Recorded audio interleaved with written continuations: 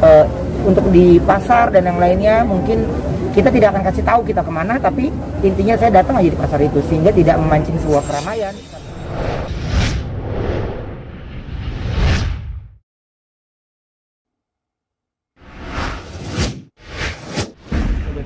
Ya, agendanya hari ini dimana untuk pembukaan awal lahirnya beberapa brand baru untuk makanan frozen ya.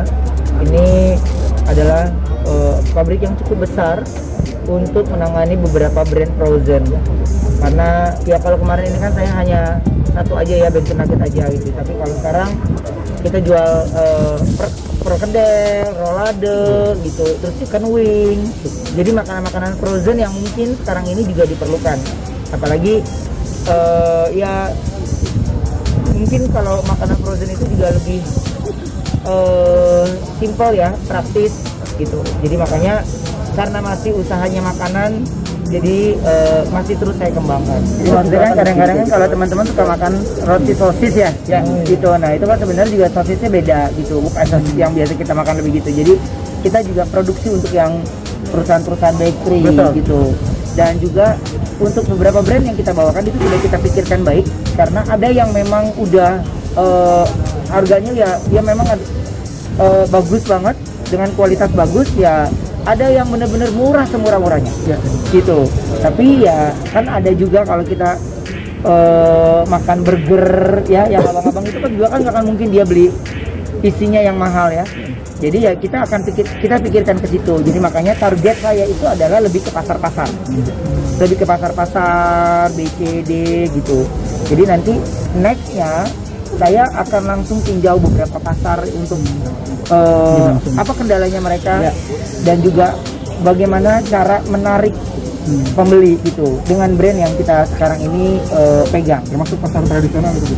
Iya, pasar tradisional justru bukan di supermarket ya. Saya tahu kalau supermarket swalayan teman-teman juga udah bisa beli di marketplace gitu, udah punya jagoannya marketplace masing-masing gitu.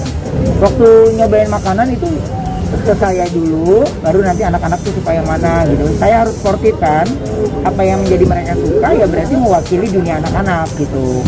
Jadi karena aman untuk dimakan oleh anak-anak ya, anak saya juga makan gitu. Jadi itu bisa menjadi contoh juga untuk yang lain. Dari semua brand yang kita keluarkan itu sudah ada BPOM MUI-nya, itu untuk halalnya juga sudah ada. Jadi rasa kekhawatiran dari pembeli biasanya itu awalnya ya. Jadi itu pun sudah tidak usah khawatir lagi. Dari Band Sundut Indo ini brand-brand yang kita jual ini ada BPOM. Nah justru kemarin itu saya lebih banyak fokus ke pabrik pengolahannya, karena saya pengen tahu berapa banyak orang yang bekerja di dalam sana, seperti apa, dan story dari setiap karyawannya kan juga kita harus tahu ya. Apalagi ini lebih banyak lagi orang-orang yang bekerja di dalamnya gitu. Bahkan ya kalau produksi yang kita produksi dalam satu hari bisa 500 ton, berarti berapa banyak jumlah orang yang kita pekerjakan gitu. Jadi saya lebih banyak meninjau ke pabrik secara untuk eksekusinya. Jadi ini mungkin salah satu bentuk yang kami bisa lakukan untuk Indonesia mengurangi tingkat ya minimal membantu mengurangi pengangguran ya. Jadi mudah-mudahan di pabrik yang kita kepala ini juga ada beberapa orang yang bisa membantu negara ini.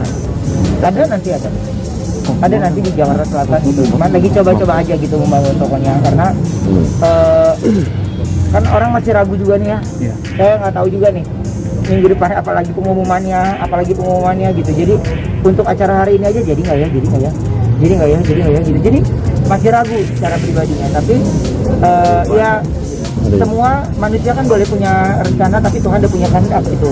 Jadi saya percayakan aja dengan positif. Makanya impian untuk punya pabrik seperti ini tuh ya sudah yang lama gitu. Jadi makanya saya dan Jordi ini mempersiapkannya benar-benar matang sekali. Jadi dari 6 bulan yang lalu ternyata baru selesai sekarang, dan ya mudah-mudahan menjadi tahun yang bagus buat kami. Jadi ada yang di Kemang, ada yang di Bekasi. Jadi sekarang kita lagi jadi anak cilemsi, anak jonggol ya. Jadi lagi sering kesana kan, nggak ngebayang ya, lu cuman ngelihat kayak gini aja terus apa ke jonggol, gue aja duduk kayak gue pegel ya. Jadi menurut gue kita cari yang terdekatnya aja gitu. Jadi sekarang itu di sana lebih ya, karena itu areanya lebih kita jaga untuk semuanya, karena karyawan juga yang masuk kita steril juga gitu. Jadi buat saya ya mendingan ya tengah-tengah kota aja lah, lebih gampang. Dan saya kalau punya pabrik makanan ini ya udah passionnya saya. Tapi kalau punya sepak bola lo gue ngapain? Gue ngerti juga enggak ya kan? Gue mau ngantar anak gue bola ya gue mau ngantar doang, gue nggak ngerti anak gue menang apa enggak juga nggak ngerti. Gue denger hasil akhir aja ya kan. Jadi saya tidak akan mengambil satu bentuk usaha yang saya tidak mengerti. Jadi bentuk kesuksesan buat hidup saya itu adalah mengerti di bidang yang kita jalanin, pasti kita berhasil. Mana tuh Nggak ada olahraga enggak lah, nonton aja saya nonton. Nggak ada juga nawarin kayaknya. Kayak ada yang nawarin ya. Udah tahu kayaknya ya. Gitu ya. Jadi saya lebih tertarik untuk makanan.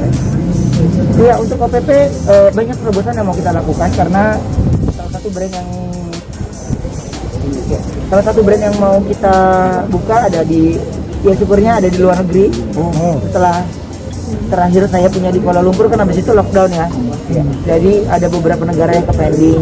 Mudah-mudahan tahun ini bisa kembali lagi buka di salah satu negara di Asia lagi. Jadi lagi terbagi-bagi badannya.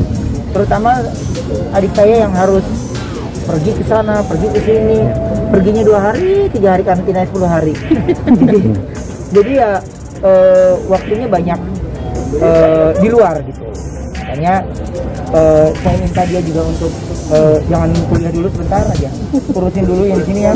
Karena ya gua harus bawain acara, gua harus ini, anak lagi sekolah online, ini wah ada pabrik, aduh udah nggak bayang hati jadi gua. Udah buka WhatsApp aja udah sampai kependem temen gua bawah, udah nggak nanya-nanya lagi, udah bingung deh udah. Tapi ya karena ini passionnya jadi seneng gitu, nggak ngerasa capek. Gue break dance aja gitu. Ngelanjutin terakhir saya kan punya di Hong Kong ada 4, saya ada di Kuala Lumpur. Tadinya kan kita membuka di Taiwan ya, tapi tiba-tiba lockdown. Udah bayar sewa, toko nggak buka, jadi kita pindah di negara yang lain. Jadi kalau tim kami juga punya tim riset sendiri gitu. Jadi yang dimaksud sama Jordi itu adalah hasil dari tim kita tampung, tapi langsung kita turun ke lapangan gitu. Bahkan dari produk-produk yang kita jual, untuk supaya si penjual ini bisa mau membantu kita jualan ya, jadi kita kasih dulu produknya, karena kita pede sama produknya ya. Ini produknya lu layak, jadi kalau lu jual produknya enak ya, orang-orang kita itu paling suka apa? Makanannya harus enak dan murah. Iya nggak? Dikata enak mahal mah udah ngegelutu, apalagi udah mahal nggak enak. Iya. Nah itu, saya lebih memikirkan bagaimana caranya mereka dapat makanan enak, murah dan mudah didapatkan. Itu yang harus diketahui gitu. Makanya untuk di pasar dan yang lainnya mungkin kita tidak akan kasih tahu kita kemana, tapi intinya saya datang aja di pasar itu sehingga tidak memancing sebuah keramaian, karena saya tidak lagi buat sebuah acara, tapi lagi meriset langsung bertemu dengan penjual.